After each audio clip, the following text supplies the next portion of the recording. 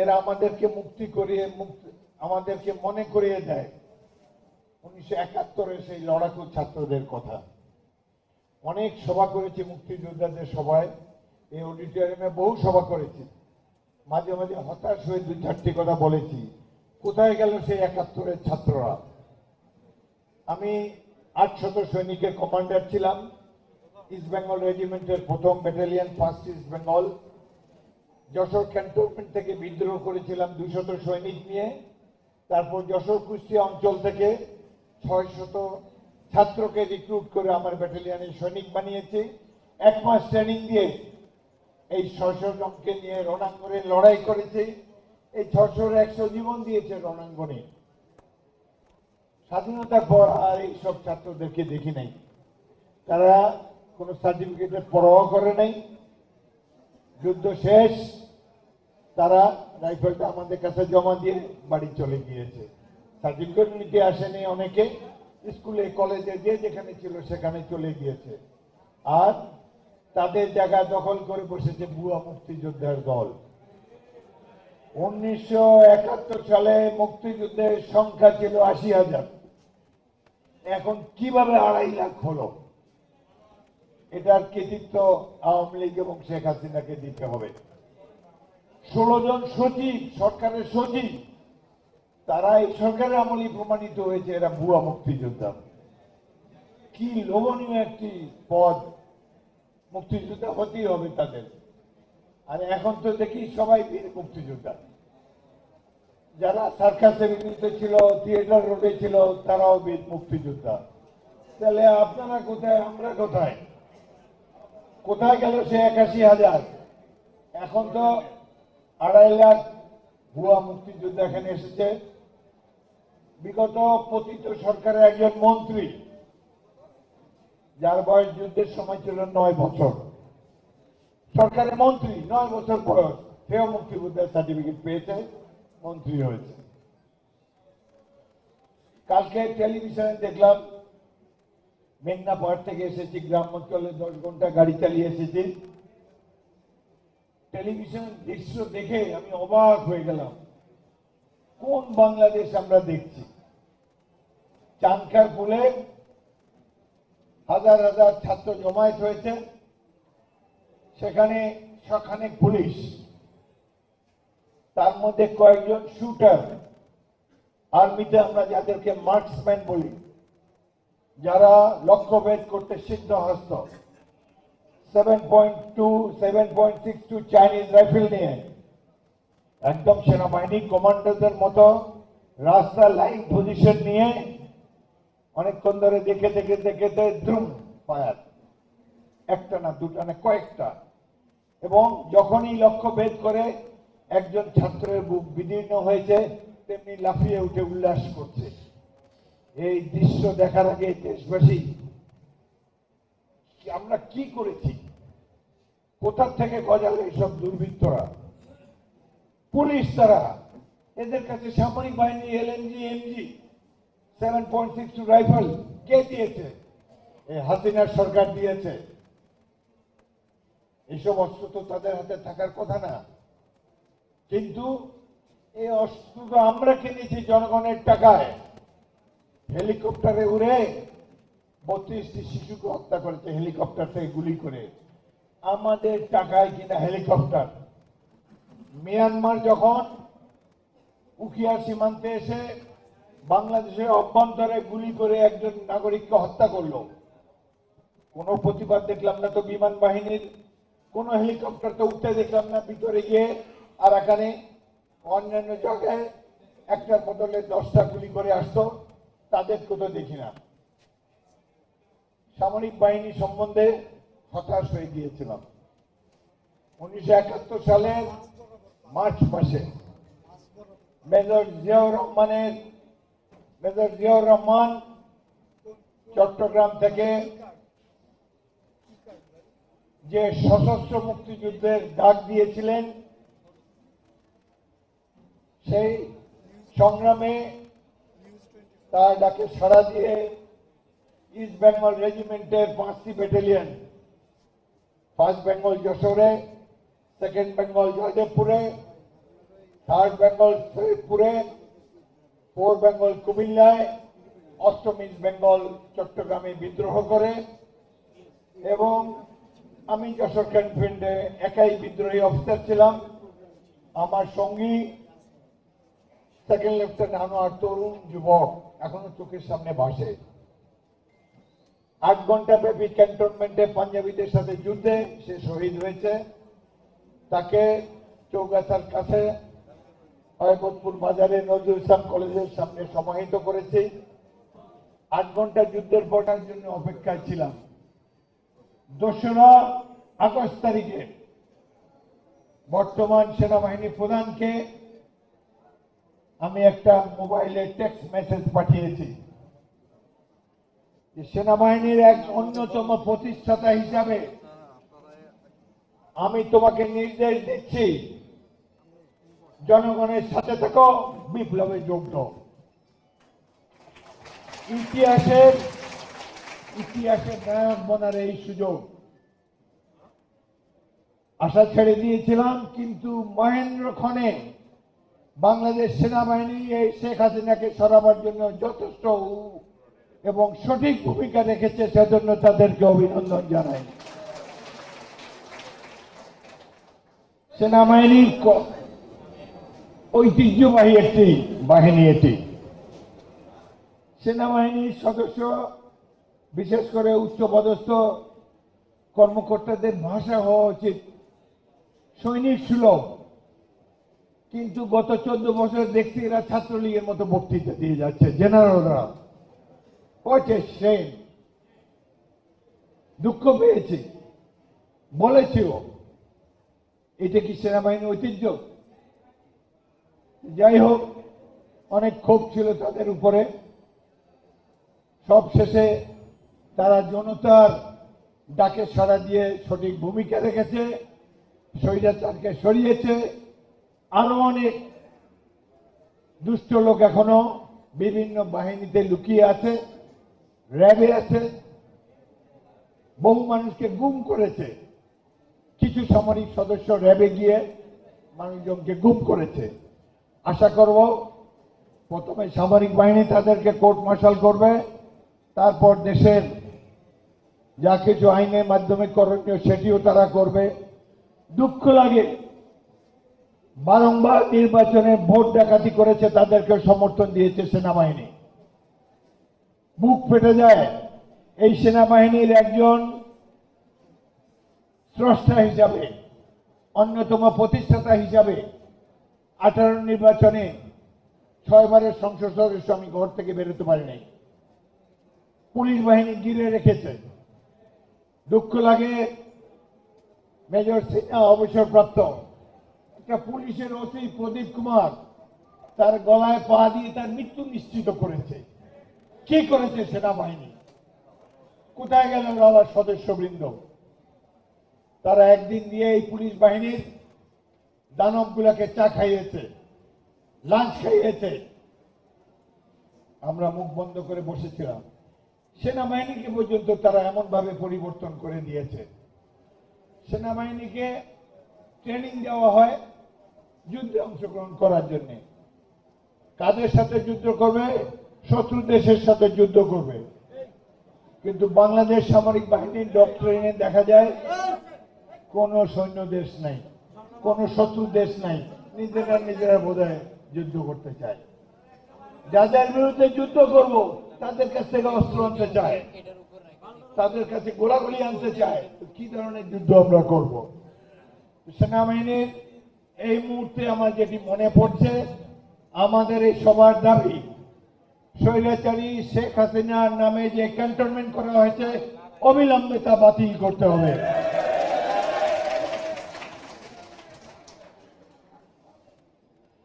আমি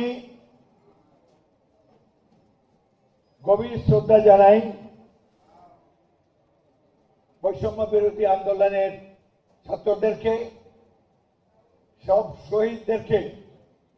একজনের প্রধান আদর্শ রোল মডেল বাংলাদেশের ভবিষ্যতে আবু সাইদের ছবি এখানে দেওয়া হয়েছে। বাংলা 71 তো আমরা ভুলে গিয়েছিলাম গত কয়েক বছরে। একাত্তরের চেতনায় উদ্দীপ্ত যুবকরা যে এখনো বাংলাদেশে আছে তার প্রমাণ হলো শহীদ আবু সাইদ। তার মৃত্যুর যে দৃশ্য সারা পৃথিবীতে দেখিয়েছে, এটি দেখে দু চোখ দিয়ে অশ্রু নির্গত হয়। এমন সাহসী সন্তান এখনো আছে বাংলাদেশে। প্রথমে গুলি লেগেছে, সে শুয়ে পড়ে নেয়, তারপরেও দাঁড়িয়ে আছে হাত প্রসারিত করে। এই তো বাংলাদেশের রোল মডেল। হাজার বছর যতদিন বাংলাদেশ থাকবে, শহীদ আবু সাইদ হিরো হিসাবে বেঁচে থাকবে। অনাগত ভবিষ্যতে সকল শিশু যুবকদেরকে বলবো, বড় হয়ে তোমরা আবু সাইদের মতো হবে।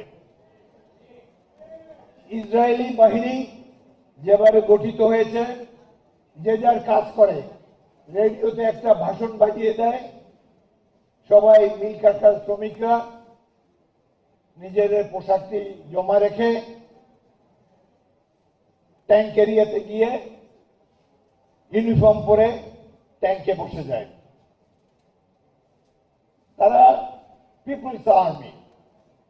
আমরা চাই বাংলাদেশ এই যে যুবক তরুণ, তাদেরকে আমরা সামরিক ট্রেনিং দেব, এদেরকে দিয়ে আমরা জনগণের বাহিনী বানাবো আবার, যাতে করে কোন দেশ যদি রক্তচক্ষু দেখাতে চায় বাংলাদেশকে, এরাই হবে আগামী দিনের সৈনিক। আমরা যোদ্ধার জাতি, যুদ্ধ করে দেশ স্বাধীন করেছি। এখানে বসে আছে যোদ্ধারা। আজকে দ্বিতীয়বার যারা দেশকে স্বাধীন করলো, তাদেরকে আন্তরিক অভিনন্দন আবারও জানাচ্ছি। এদের সাহসের তুলনা নাই। বিএনপি আন্দোলন শুরু করেছে, 17 বছর 16 বছর কষ্ট করেছে। আমাদের অনেক ছেলে শহীদ জীবন দিয়েছে। আমার জেলা ভোলার ছাত্র দলের সভাপতি, শ্রমিক দলের সদস্য আব্দুর রহিম এবং আরো অনেকেই জীবন দিয়েছে। সবশেষে আমার মনে হচ্ছিল যে আমরা এই হেলিকপ্টারের বিরুদ্ধে, যারা হেলিকপ্টারে এসে গুলি করে, এর বিরুদ্ধে নিরস্ত্র বিএনপির সদস্যরা কি করতে পারে, কিভাবে এদেরকে সরাবে? তারা যে এত জিঘাংসু রক্ত পিপাসু একটি দল বাংলাদেশের রাজপথে, বাংলাদেশের ক্ষমতার বর্ষতে বসেছে, এই দেশকে তারা প্রতিবেশী রাষ্ট্রের গোলাম বানিয়ে ফেলেছে। এমন স্বরাষ্ট্রমন্ত্রী দিয়েছে, পররাষ্ট্রমন্ত্রী দিয়েছে, গিয়ে বলে আমাদের সাথে নাকি তাদের স্বামী স্ত্রীর সম্পর্ক। স্বামী স্ত্রী সম্পর্ক তুমি যাও, সেই সম্পর্ক পালন করে এসো। ওখানে গিয়ে দেশবাসীকে কলঙ্কিত করো না। ওখানে যে স্ত্রীর যা যা কর্তব্য ওখানে গিয়ে করো, দেশকে আর কলঙ্কিত করো না।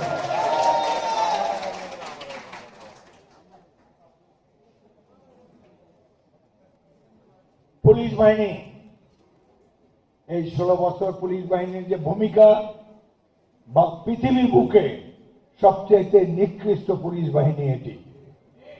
এমন কাজ করে নাই তারা। কিভাবে দীর্ঘ টেলিভিশনে দেখা যায় কিভাবে এসে ফায়ার করতেছে পয়েন্ট ব্ল্যাঙ্ক রেঞ্জ থেকে, এবং এখনো তারা অনেকে পলাতক। একটি স্থানে 13 জন ন্যাক থানার খতম হয়ে গিয়েছে। আমরা এগুলা সমর্থন করি না, ছাত্ররাও করে নাই। স্থানীয় জনগণের রোষে তারা এইভাবে নিহত হয়েছে। তারা এদের মৃত্যুর জন্য দায়ী শেখ হাসিনা এবং আওয়ামী লীগ। এমনকি একজন বড় মাপের নেতার যে মূর্তিটা সাদ্দাম হোসেনের মতো দড়ি টেনে টেনে ভূপতিত করা হয়েছে, এটির জন্য শেখ হাসিনাই দায়ী। প্রফেসর ইউনূস তত্ত্বাবধায়ক সরকার প্রধান সঠিকভাবে বলেছে, এটির জন্য শেখ হাসিনাই দায়ী। তত্ত্বাবধায়ক সরকার, অন্তর্বর্তীকালীন সরকার প্রতিষ্ঠিত হয়েছে। আমরা তাদেরকে সমর্থন করব। আমরা চাই এই বিপ্লবের একটি সফল পরিণতি। আমরা চাই আওয়ামী লীগের মতো যেন কোনো কলঙ্ক তাদেরকে স্পর্শ না করে। বিএনপি নেতাদের সম্পর্কে দুই একটি কথা বলতে চাই। গতকাল আমাকে আমাদের অ্যাক্টিং চেয়ারম্যান শহীদ রাষ্ট্রপতি জিয়াউর রহমানের সুযোগ্য পুত্র তারেক রহমান আমাকে টেলিফোন করেছিলেন। তাকে একটা কথাই বলেছি, যেদিন নির্বাচন হবে ইনশাআল্লাহ বিএনপি রাষ্ট্র ক্ষমতায় যাবে, কিন্তু আমরা যেন আওয়ামী লীগ না হই, আমরা জিয়াউর রহমানের বিএনপি থাকবো। কোন চাঁদাবাজি, কোন দখলবাজি, কোন দুর্নীতি আমাদের দলে কেউ করতে পারবে না, ক্ষমতা গেলেও না, এখনো করতে পারবে না। পুলিশ বাহিনী সম্পর্কে একটা কথা বলতে চাই, পুলিশের তো প্রয়োজন আছে। যারা দুষ্ট ছিল, হত্যাকারী ছিল, পালিয়ে গিয়েছে কিংবা নিহত হয়েছে, এখন যারা আছে এদেরকে নিয়ে আমরা জনগণের পুলিশ বাহিনী গড়তে চাই। এদেরকে আপনারাও সমর্থন দিবেন। আমি আমার 2 থানায় গিয়েছি, পুলিশ বাহিনী বেরোতে চায় না ঘর থেকে, থানার মধ্যে আবদ্ধ আছে।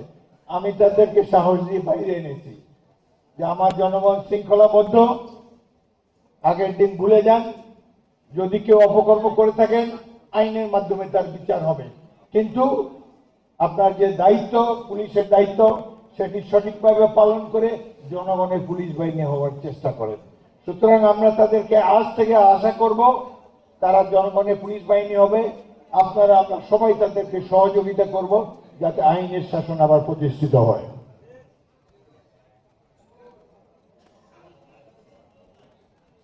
করেছি, আর তো কিছু চাওয়া পাওয়ার নাই। আমরা এই প্রথম মুক্তিযুদ্ধের লড়াকু সৈনিকদের জন্য রাষ্ট্রীয়ভাবে সম্মাননা চাই এবং তারা যাতে সম্মান পায় এই সম্মান আমরা তাদের কাছে দাবি করি। আর কোনো কিছুই পাওয়ার দরকার নেই, কোনো ভুয়া মুক্তিযোদ্ধা আমরা দেখতে চাই না। সঠিক তালিকাকরণ করুন। আমরা ঘরবাড়ি ছেড়ে তরুণ বয়সে, আমরাও তরুণ ছিলাম, দেশ মুক্তিযুদ্ধের মূল্যবোধ সাম্য, সবাই সমান, সবাই সমান সুযোগ পাবে, মানবিক মর্যাদা এবং ন্যায় ভিত্তিক একটি সমাজ ব্যবস্থা, সামাজিক সুবিচারের জন্য যুদ্ধ করেছি, যেটি পাকিস্তানি আমলে পাই নাই, যেটি আওয়ামী লীগ সরকারের আমলে পাই নাই। এখন মুক্তিযুদ্ধের চেতনা বর্তমান অন্তর্বর্তীকালীন সরকার, পরবর্তীকালে নির্বাচনে নির্বাচিত সরকার সেটি বহাল করবে বাংলাদেশে এবং সেখানে এবং এই সংগ্রামে ওভারসি করবে, পর্যবেক্ষণ করবে। কোষ্ঠী পাথর দিয়ে আমরা দেখতে চাই সেখানে এই পর্যবেক্ষণ করবে বীর মুক্তিযোদ্ধারা, প্রথম এবং দ্বিতীয় মুক্তিযুদ্ধে যারা সামিল হয়েছে। এখন দেখা যায়, আমি আমার এলাকায় গিয়েছি, সাথে 1000-5 মোটরসাইকেল যায়, মোটরসাইকেল গাড়ির আগে আগে যায়, পরে এক জায়গায় যাই দেখছি আরে এতে তো অধিকাংশ দেখি নেই। আমি 36 বছর এমপি, রাজনীতি করি, এরা কোত্থেকে আসলো? পরে বোঝা গেল অর্ধেকের বেশি এতদিন আওয়ামী লীগ করছেন, এখন বিএনপি ক্ষমতায় আসছে, সুন্দর আমাদের মিছিলে যোগ দিয়ে গিয়েছে। এইসব 71-এর যে 16 ডিভিশন ছিল, এরাও হলো 6 আগস্টের বাহিনী। এদের থেকে দেশকে মুক্তি দিতে হবে।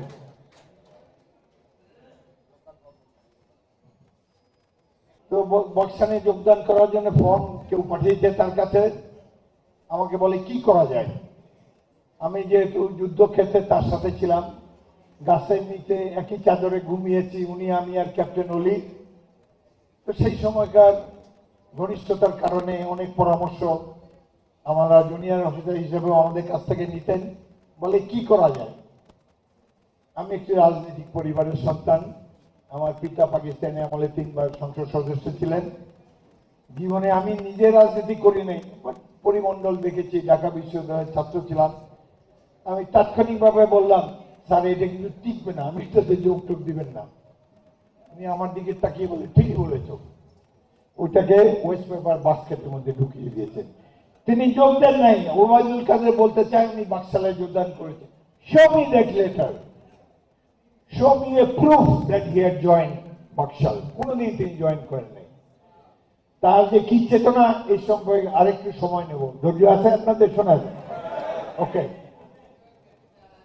74 সালে 73-এর শেষ দিকে যখন দেখা গেল আওয়ামী দুঃশাসনে দেশবাসী অতিষ্ঠ, দেশে দুর্ভিক্ষ, লঙ্গরখানা খোলা হয়েছে, জনগণকে স্বাধীন করার জন্য আমরা আমাদের নশ্বর জীবন উৎসর্গ করলাম, আবার অস্ত্র হাতে তুলে নিলাম। যুদ্ধের ফলে অনেককে সেনাবাহিনী গ্রেফতার করেছে, অনেককে হত্যা করেছে, সৈনিকরাও কয়েকজন শহীদ হয়েছে। তো যারা চিঠিতে প্রেমিকাকে লেখে, এই পৃথিবীতে আমাদের আর মিলন হবে না, পরকালে যদি সম্ভব হয় আমাদের মিলন হবে। আমরা আমাদের এই নশ্বর জীবন উৎসর্গ করলাম বাংলাদেশের সাধারণ বুকা দরিদ্র মানুষের মুক্তির জন্য। এই চিঠি পড়ে অবাক হলাম, বাংলাদেশে এখন এরকম ছেলে কোথেকে আসলো? আমি কোনদিন রাজনীতি করি নাই। চিঠির কি ভাষা, এত সুললিত ভাষায় বাংলাদেশের বাস্তব চিত্র তারা তুলে ধরেছে। পরদিন সকালে ভোরবেলা আমাদের সকালে নাস্তা দেওয়া হলো তানোর ডাক বাংলার সামনে। একজনকে আনো তো, আমি দেখি একটু। কাছেই যারা বন্দী ছিল ওইখান থেকে নিয়ে এসলো এক যুবককে, হালকা পাতলা, 50 বছর আগের ঘটনা, 52 বছর আগের ঘটনা এখনো মনে আছে।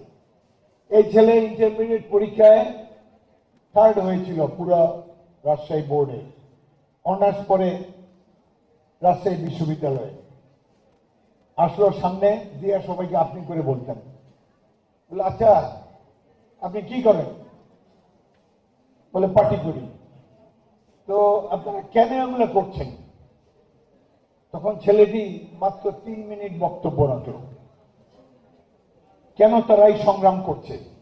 তার ভাষা, তার লক্ষ্য এত সাবলীল ভাবে বলল, আমরা মুখ চাওয়া জয় করতেছি। এরকম ছেলে বাংলাদেশে আছে? এবং তার পার্সোনালিটি দেখে দিয়ে তাড়াতাড়ি বলে, এই গেট এ চেয়ার, গেট এ চেয়ার, তাকে একটা চেয়ার দাও বসার জন্য। ছেলেটা বসলো চেয়ারে, তাকিয়ে বললেন, আই ফিল অ্যাশেমড, নিজেকে খুব ছোট মনে হচ্ছে এই ইউনিফর্ম পরে। এই জন্য কি আমরা যুদ্ধ করেছিলাম? এই হলো জিয়াউর রহমান। তিনি এমন মুক্তিযুদ্ধ আদর্শ, 6 বছর 5 বছর রাষ্ট্র শাসন করেছেন, যার এক টুকরা জমি নেই, একটা বাড়ি নেই। খোলাফায়ে রাশেদিনের মতো এই যে মুক্তিযোদ্ধাদের যারা নেতৃত্ব দিয়েছিলেন, এই তানোরে যে বামপন্থী যুবকরা, এদের লিডার ছিলেন ওয়াহিদুর রহমান, আওয়ামী লীগে যোগদান করেছেন। পলিটিক্যাল কমিশনার ছিল আলমগীর কবির, আমাদের বিএনপিতে যোগ দিয়ে প্রতিমন্ত্রী হয়েছেন গত সরকারের আমলে। তো যাই হোক, এরা হলো মুক্তিযোদ্ধা, প্রকৃত মুক্তিযোদ্ধা, যারা দেশকে স্বাধীন করার জন্য নিজের সকল, তারা তো মুক্তিযোদ্ধা হিসাবে সবার একটা রাইফেল ছিল, অস্ত্র ছিল, সবকিছু আরামায় ভোগ করতে পারতেন।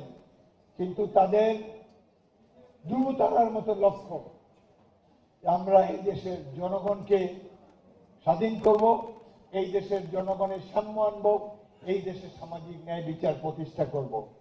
এবং জিয়াউর রহমান কেবলমাত্র মাইকে ঘোষণাই দেন নাই স্বাধীনতা, তিনি ছিলেন মনে প্রাণে মুক্তিযুদ্ধ।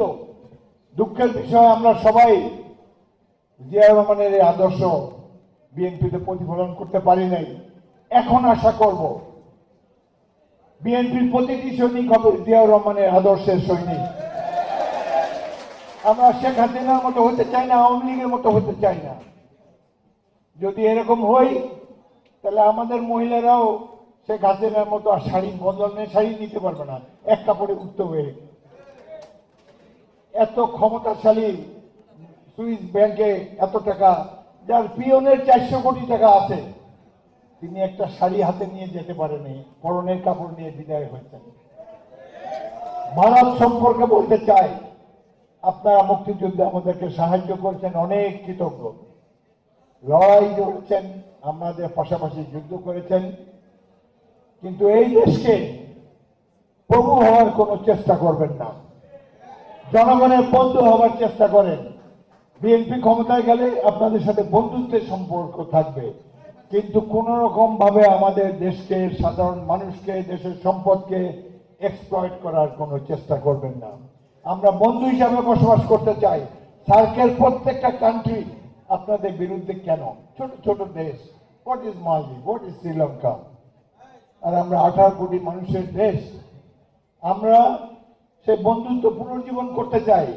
বন্ধুত্ব হবে জনগণের সাথে। দুই দেশের নাগরিক তো এখনো বন্ধু, সুতরাং বন্ধুত্বের দাবি নিয়ে বলছি, বাংলাদেশকে অধীনস্থ করার চেষ্টা করবেন না।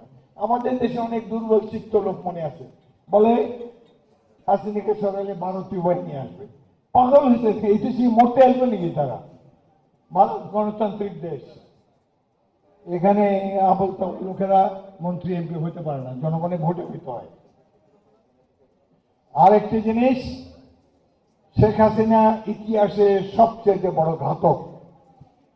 এখানে অন্যায় অবিচার নাই, কত মায়ের মুখ খালি করেছে। আমরা এই সভা থেকে দাবি করব তাকে বাংলাদেশে ফিরিয়ে এনে বিচার করতে হবে। তার পরিণতি হবে রোমানিয়ার চৌচেস্কুর মতো, তার পরিণতি হবে ইটালির মুসলিনের মতো। এবং ভারতকে বলবো, যদি বন্ধুত্ব করতে চান তাকে বাংলাদেশে ফেরত পাঠান। তার বিরুদ্ধে হত্যা মামলা রুজু হয়েছে, আরো বহুত হবে। বাংলাদেশে একটি বিপ্লব হয়েছে। এতদিন কাগজে কলমে পড়েছেন বিপ্লবের কথা, এবার নিজের দেশে একটা বিপ্লব দেখেছেন। আমরা যারা দেখেছি অত্যন্ত ভাগ্যবান। ইলেকশন কমিশন একটা নিকৃষ্ট একটা প্রতিষ্ঠান। ভোট ডাকাতিতে শেখ হাসিনা এবং আওয়ামী লীগকে বহাল রেখেছে তারা। প্রথম দিকে প্রধান নির্বাচন কমিশনের ভালো ভালো কথা বলেছেন, বলছে আওয়ামী লীগ রাইফেল নিয়ে আসলে ভোটাররাও রাইফেল নিয়ে আসবেন। ভোটারের ঘরে ঘরে কি রাইফেল আছে নাকি? এত সুন্দর বক্তব্য দিয়ে পরে পরে ধীরে ধীরে এক নির্বাচনে বললেন যে দুপুর 12টার সময় ভোট হয়েছে 24%। তিনি একটা ঘুম দিলেন, ইলেকশনের দিন ঘুমায় প্রধান নির্বাচন কমিশনার, তিনি একটা ঘুম দিয়েছেন, ঘুম থেকে উঠে দেখে এটা 50% হয়ে গেছে। উনি ঘুম না দিলে তো এই 24%ই থাকতো। এগুলা কি ধরনের ইলেকশন কমিশন আমরা পেয়েছি এই দেশে?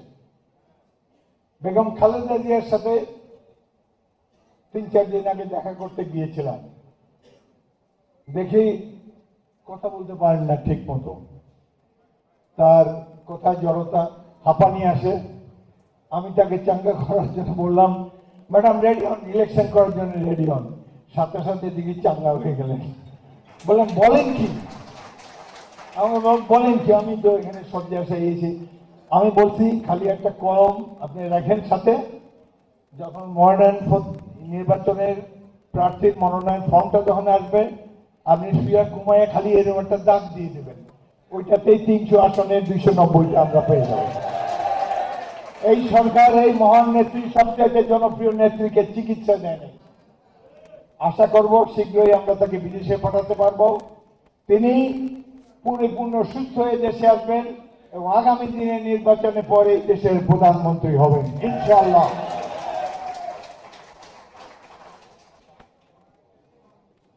যত সব স্থানীয় সরকার আছে, উপজেলা পরিষদ, এগুলো তো ভোটে নির্বাচিত হয় না, জেলা পরিষদ ভোটে নির্বাচিত হয় না। অবিলম্বে এইসব বাতিল করার জন্য আমি বর্তমান অন্তর্বর্তীকালীন সরকারকে অনুরোধ জানাবো।